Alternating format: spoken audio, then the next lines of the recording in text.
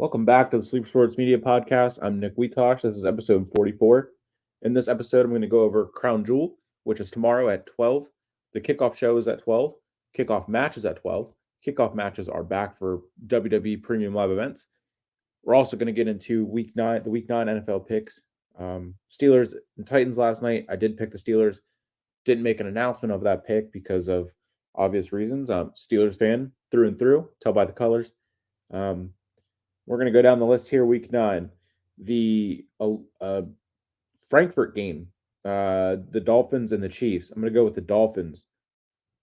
Back over for Sunday, Vikings and Falcons. I'm going to go with the Vikings. Seahawks and Ravens. Going to go Seahawks. Cardinals, Browns. Cardinals. Rams, Packers. Bucks, Texans. Give me the Bucks. Commanders, Patriots. Give me the Patriots. Bears, Saints. Give me the Bears. Colts, Panthers. Colts all day. Giants, Raiders. Go Big Blue. Dallas and Eagles. Go Birds. Bills, Bengals, Sunday Night Football. Go Bills. Monday Night Football. Chargers, Jets. Going to go with the Jets. It's going to round up some NFL talk here on the Sleeper Sports Media Podcast. Getting into the Crown Jewel breakdown. As I said, kickoff matches are back. We got Sami Zayn versus Jaden McDonough. I do like this that the kickoff matches are back. I like that Sami Zayn is over on a Saudi Arabia pay-per-view on the card. Gonna go with JD McDonough though to kind of get him in even more good graces with the Judgment Day than what he may already be in. Then, according to Wikipedia, which the list has been all over the place before, don't know how they're going to open the show. Besides with Sami Zayn and JD, the World Heavyweight Championship: Seth Rollins versus Drew McIntyre.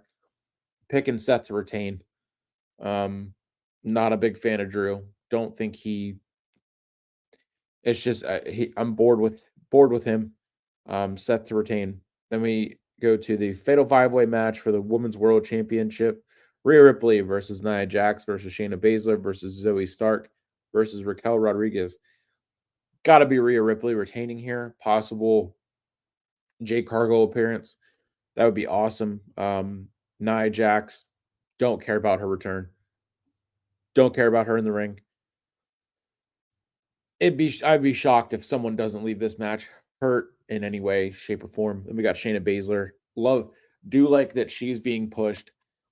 I like that with Triple H, he's choosing her to be one of the new baddest women in the division. All of these ones are. I mean, even Nia Jax, which, whatever.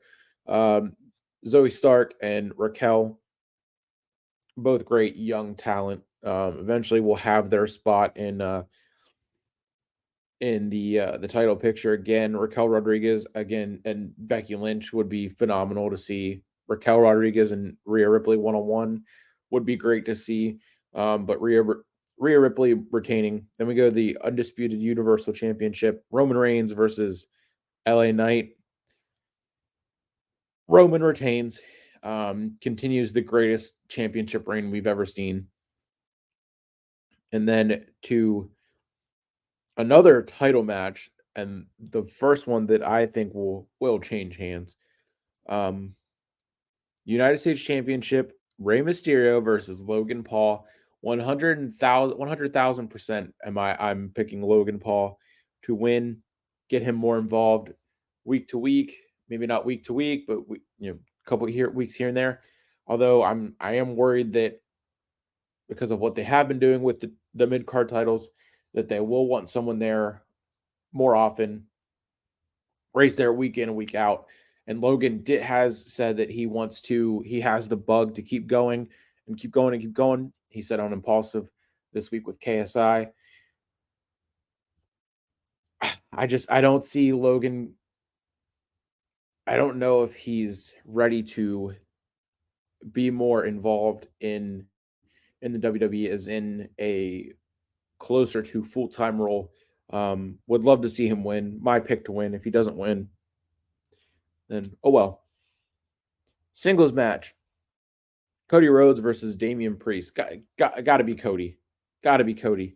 You could have Cody win and then Damian be pissed and come out and tease a cash in either one of the world title, either one of the 3 title matches on the card.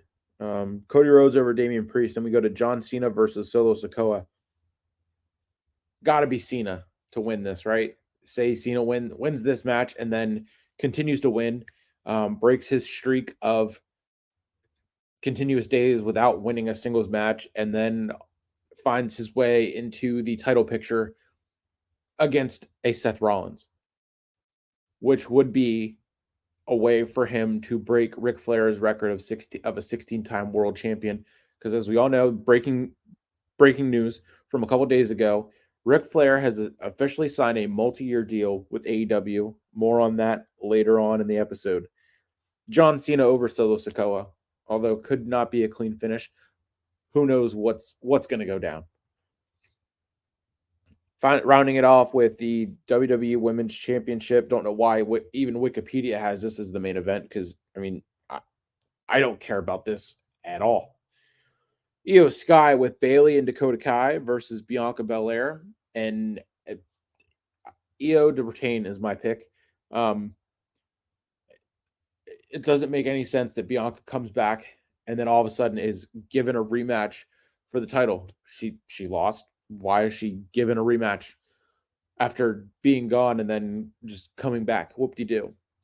Bianca Belair is what people think Charlotte Flair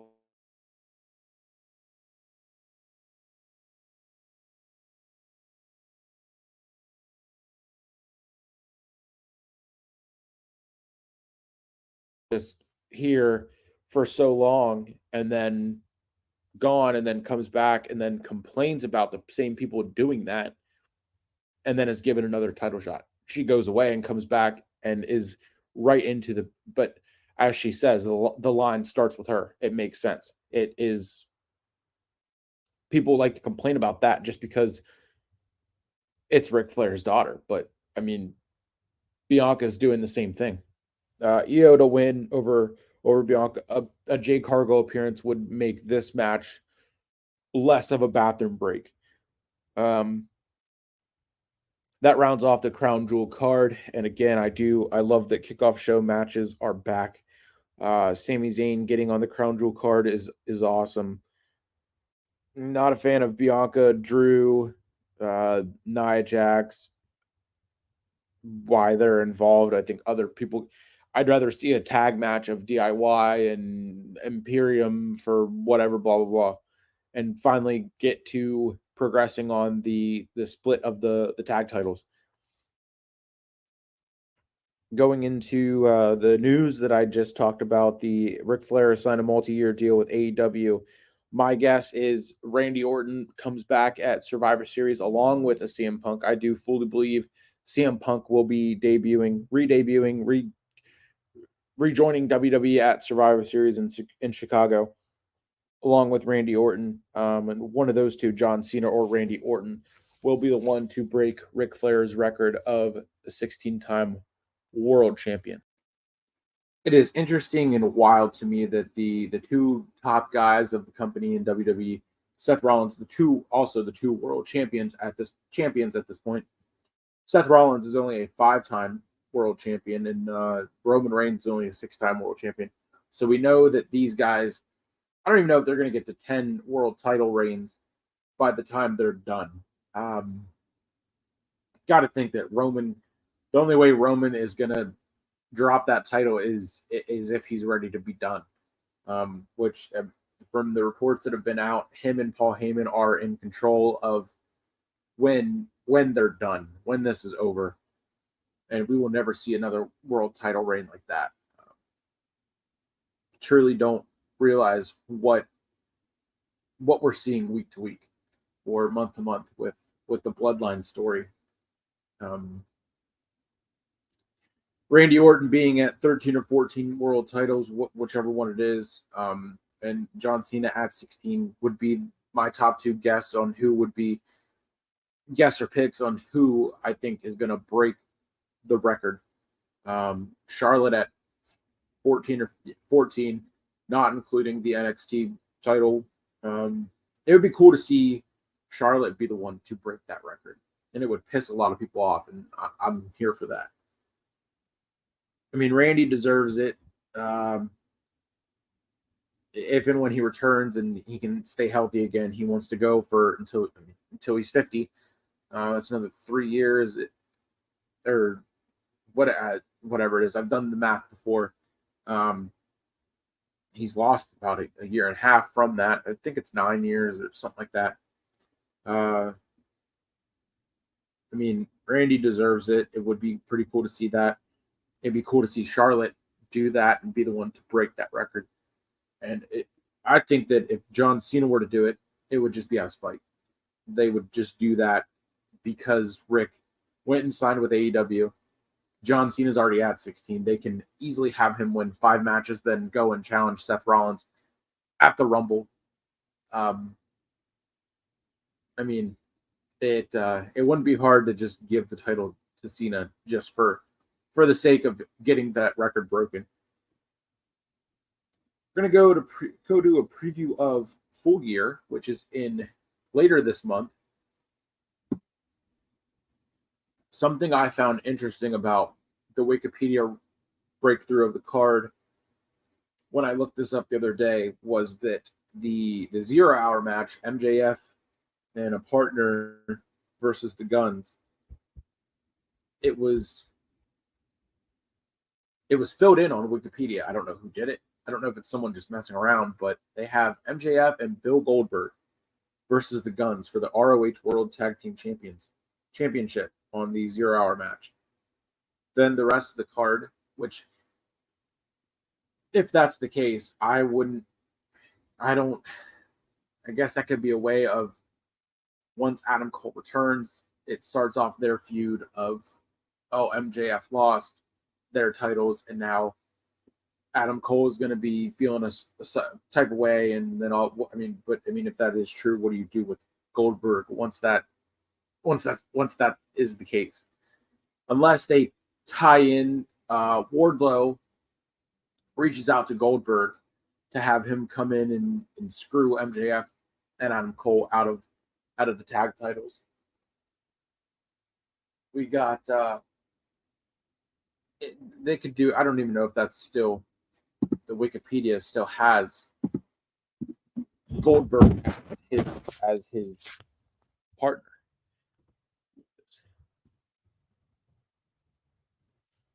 I'm gonna look that up right now. Full Gear 2023 at the fabulous Kia Forum, as they say. Oh, now it that is interesting. Now the Wikipedia page, it shows MJF and TBA versus the Guns for the ROH World Tag titles.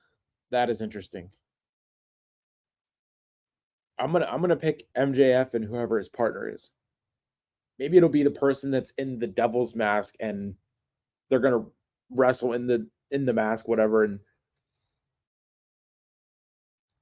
they start the match. MJF is by himself. Then all of a sudden the lights go out. Boom. You get, the Guns beat up, and then the lights come back on, and the person in the Devil outfit is pinning them.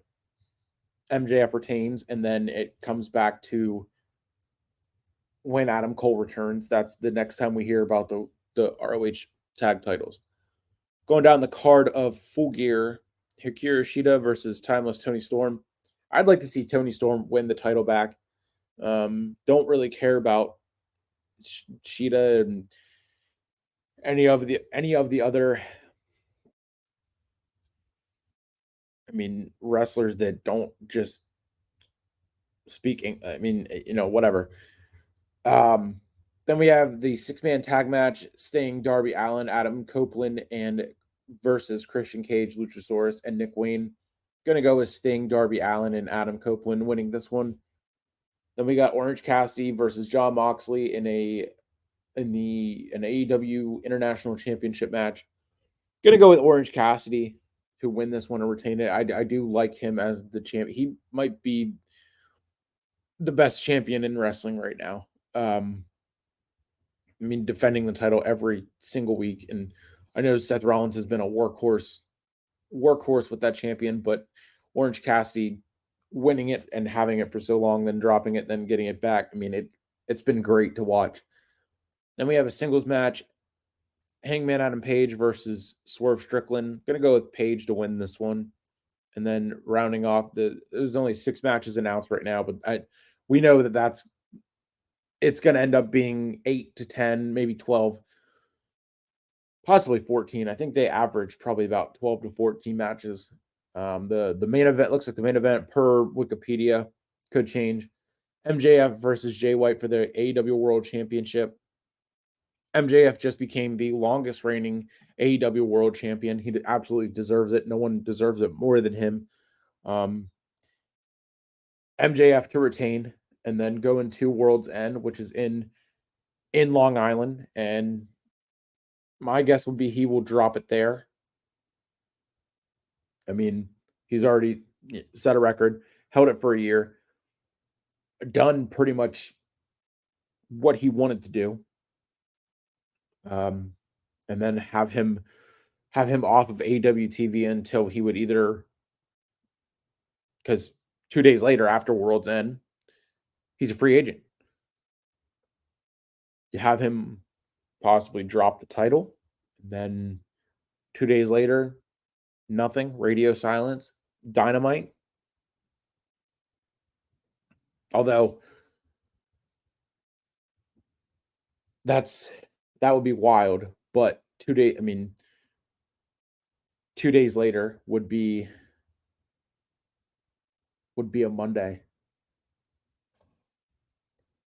MJF showing up at Raw would be absolutely insane, but I don't think they would do it that fast.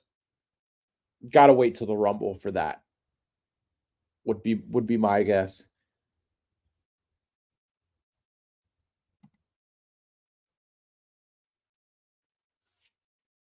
Since I finished that up so quickly and all the other stuff that I wanted to talk about on this week, I'm going to go with a breakdown of SmackDown tonight, which has been already taped since everyone is over in Saudi getting ready for Crown Jewel tomorrow. Looks like we got Austin Theory versus Kevin Owens. Should be a great match. Kevin Owens has been great while being on SmackDown. Has had face-to-faces with Logan Paul, with Austin Theory, and Grayson Waller. Then we got a weigh-in for the U.S. title match. Rey Mysterio and Logan Paul. Going to be good to see Logan on SmackDown yet again, even if it was pre-taped. And then we got Bayley and Bianca. Should be a great match. Not dissing Bianca with her in-ring ability, but just I think if they would have her go along with the Profits and turning heel and everything, it would be so much better. It would be a fresh start, everything.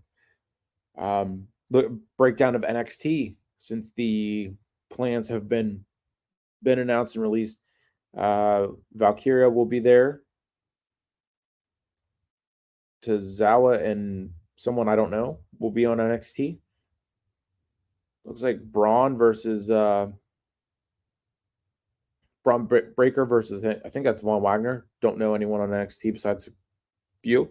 And then NXT Deadline Iron Survivor Challenge qualifying matches begin on NXT next week. And then Collision also. Darby Allin versus Lance Archer. AR Fox versus Swerve Strickland.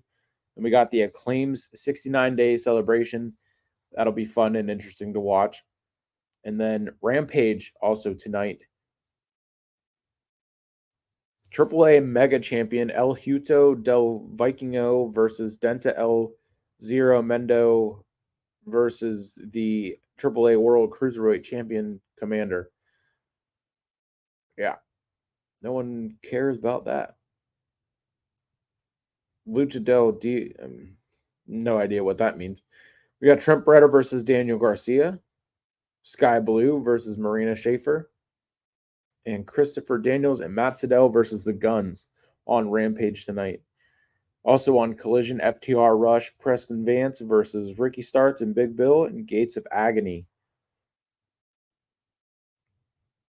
And that has been a quick little update of the Sleeper Sports Media Podcast. I'm Nick Wietosh. Thanks for watching, listening, viewing. Please subscribe.